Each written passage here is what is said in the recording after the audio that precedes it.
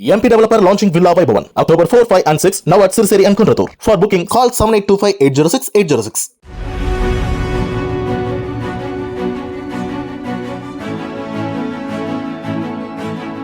கோவை போத்தனூர் சாலையோர மணலில் இருசக்கர வாகனத்தில் சென்ற கேரளாவை சேர்ந்த தந்தை மற்றும் மகன் நிலை தடுமாறி சாலையில் விழுந்ததில் இருவரும் உயிர் தப்பிய நிலையில் லாரியின் பின் டயர் பக்கத்தில் மகன் விழும் காட்சிகள் அங்கிருந்த சிசிடிவி கேமராவில் பதிவானது.